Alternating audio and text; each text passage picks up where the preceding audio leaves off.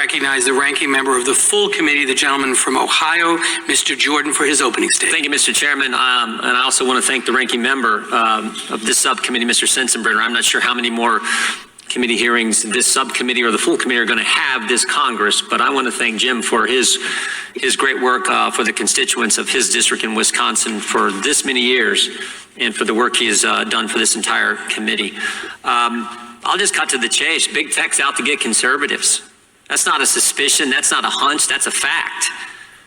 July 20th, 2020, Google removes the homepages of Breitbart and the Daily Caller.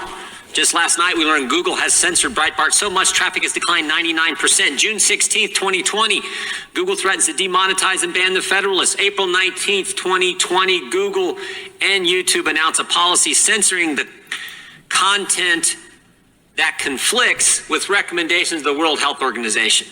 Now think about that. The World Health Organization, the organization that lied to us, the organization that shilled for China.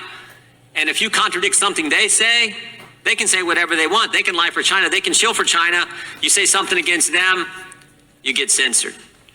June 29th, 2020, Amazon bans President Trump's account on Twitch after he raises concerns about defunding the police. June 4th, 2020, Amazon bans a book critical of the coronavirus lockdowns written by a conservative commentator. May 27th, 2020, Amazon Smile won't let you give to the Family Research Council and the Alliance Defense Fund, but you can give to Planned Parenthood.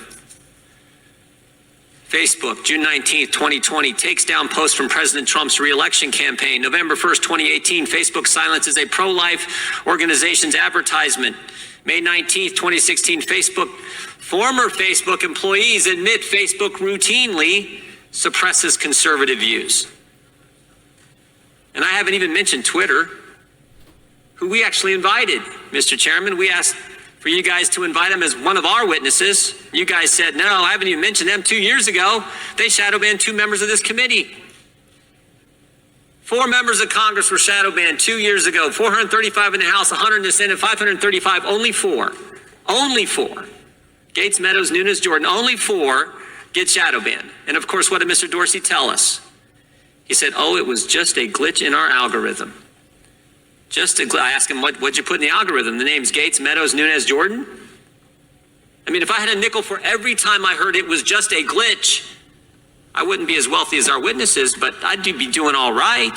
We've heard that excuse time and time again. May 28th, Twitter censors President Trump's tweet on the riots in Minneapolis. May 29th, 2020, Twitter censors the White House for quoting the president's comments about the riots in Minneapolis. June 23rd, 2020, Twitter censors the president again for saying he'll enforce the rule of law against any autonomous zone in Washington, D.C. You can tweet all you want about the autonomous zone that happened in Seattle, but the president tweets that he's not going to have one in Washington, D.C. Nope, you can't do that. You get banned, you get censored. Dozens of examples. Oh, I forgot one. Just last week, July 21st. Here's what Twitter did. The leader of Iran, the Islamic Republic of Iran, this is from the largest state sponsor of terrorism. Twitter allows this tweet, quote, the Islamic Republic of Iran will never forget the martyrdom of Soleimani and will definitely strike a reciprocal blow in the United States.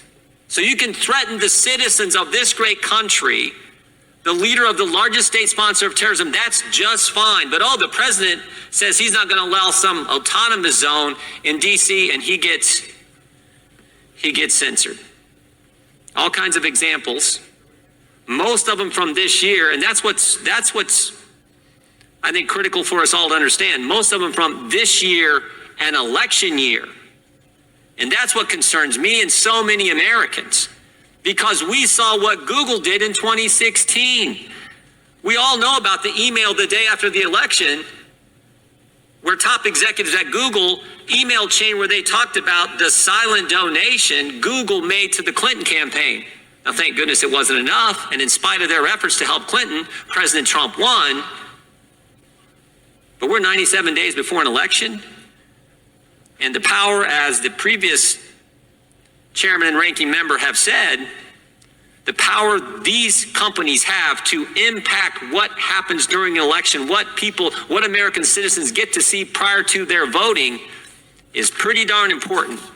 That's why this committee hearing is important. Look, We all think the free market's great. We think competition's great. We love the fact that these are American companies. But what's not great is censoring people, censoring conservatives, and trying to impact elections.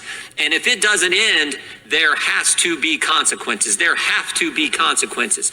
That's what I'm concerned about, and I think what so many Americans are concerned about. So I look forward to hearing from our witnesses, Mr. Chairman.